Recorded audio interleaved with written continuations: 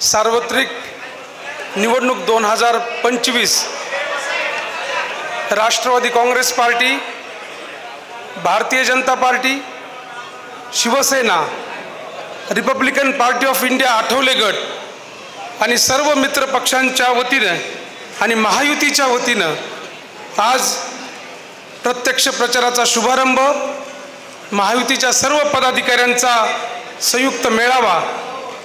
या मेळाव्यास ज्यांची उपस्थिती आपल्याला लाभलेली आहे अशा महाराष्ट्र राज्याच्या पर्यावरण आणि पशुसंवर्धन मंत्री नामदार पंकजाताई साहेब मुंडे, आपले सर्वांचे नेते महाराष्ट्र राज्याचे माजी मंत्री, परळी विधानसभा मतदारसंघाचे लोकप्रिय आमदार धनंजयजी मुंडे साहेब आणि मंचावर उपस्थित सर्वच महायुतीचे नेतेगण, मी सर्वांची क्षमा मागतो कारण राजकीय आपली ही मेळावा आहे आणि सर्वांच्या नामोल्लेख घेतल्यावर फार वेळ आपला जाईल। मी सर्वांचं दिलगिरी व्यक्त करतो, क्षमा मागतो आणि उपस्थित सर्व महायुतीचे पदाधिकारी, सहकारी, माता भगिनी आणि महायुतीच्या नगराध्यक्षपदाच्या उमेदवार सौ पद्मश्री बाजीराव धर्माधिकारी आणि उपस्थित सर्व 35 उमेदवार, त्यातील 2 बिनविरोध आलेले उमेदवार,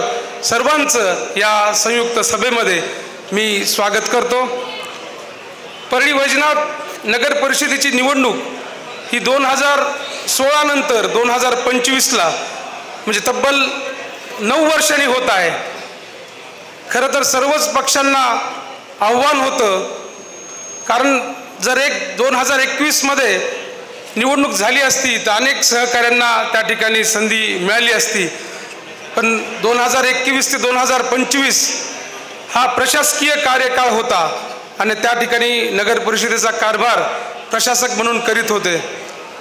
एक राष्ट्रवादी काँग्रेस पक्षाचा शहराध्यक्ष म्हणून माझ्यासाठी सुद्धा एक संवेदनशील गोष्ट आहे की अनेक सहकाऱ्यांना आपण या ठिकाणी न्याय देऊ शकलो नाहीत, पण महायुती म्हटलं तर त्यागाला, युतीमध्ये त्याग करावा लागतो। राष्ट्रवादी काँग्रेस पक्षाने त्याग केला, भारतीय जनता पार्टीने त्याग केला, शिवसेनेने त्याग केला, रिपाईंनी त्याग केला, सर्व पक्षांना त्याग करत पुढे जावं लागतं। पण आपले जे दोन खंबीर नेते आहेत, धनंजयजी मुंडे साहेब आणि पंकजाताई साहेब मुंडे, या 2 सक्षम नेतृत्वावर परळीकरांचा विश्वासही आता सिद्ध झालेला आहे। खरं तर आज आपण प्रचार करतोय, पण 8 दिवसापासून आपल्या परळीमध्ये प्रचाराची रणधुमाळी आपण बघतोय। जवळपास सगळं शहर आपलं आता पिंजून निघालेलं आहे आणि एक उत्साह परळी नगरीमध्ये सर्व 18 पगड जाती धर्मांमध्ये दिसत आहे। आणि आपण बघता की जे काही विकास परळी शहरात झालेला आहे ते राष्ट्रवादी काँग्रेस पार्टी, धनंजयजी मुंडे साहेब आणि सर्व पंकजाताईंच्या सहकार्यातून झालेला आहे। आणि येणाऱ्या काळामध्ये या प्रशासकीय कार्यकाळात जे काही कामं प्रलंबित होती ते तात्काळ येणारी काउन्सिल तर निश्चित करणारच आहे। मी अजून एक या पूर्ण उमेदवाराचं आणि पॅनलचं वैशिष्ट्य सांगू इच्छितो की या 35 पैकी 20-22 नगरसेवक असे आहेत की त्यांच्या परिवारातलं कुठलाही सदस्य कधी नगर परिषदमध्ये गेलेला नाही।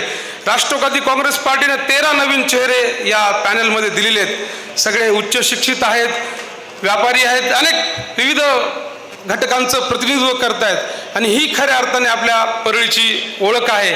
आणि आपल्या परळीचे जे पुढचे परळी 2.0 जे काय आपलं आता संकल्प असणार आहे ते धनंजयजी मुंडे साहेब, पंकजाताई आपल्या भाषणातून सांगतीलच, पण आपल्या परळीमध्ये आपण एकजुटीनं, एका ताकदीनं आपल्याला 35 वर्ष 0 असा विजय देऊन आपल्या दोन्ही नेतृत्वांना आपल्याला ही भेट आपल्या सर्व महायुतीच्याकडून द्यायची आहे।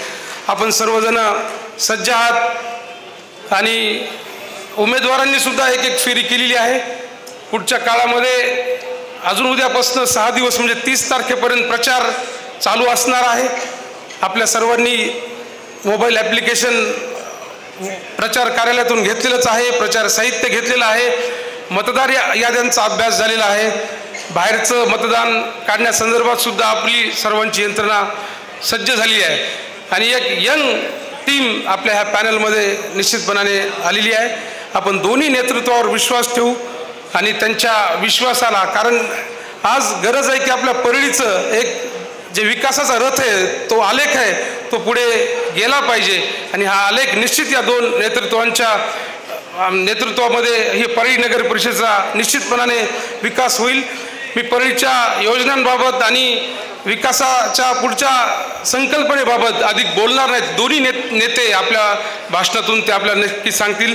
एवढंच महायुतीच्या सर्व पदाधिकाऱ्यांना विनंती करतो की आपण इथून पुढच्या 5-6 दिवसामध्ये मोठ्या ताकदीनं एकजुटीनं असं प्रचंड काम करावं की जेणेकरून आपल्या परळीमध्ये कधी आपल्या विरोधामध्ये कोणी उभा टाकण्याची या ठिकाणी हिंमत करू नये. एवढं मी या प्रसंगी आपल्याकडून अपेक्षा व्यक्त करतो आणि माझे 2 शब्द संपवतो. जय हिंद, जय महाराष्ट्र. धन्यवाद. यानंतर मनोगत व्यक्त करण्याची विनंती.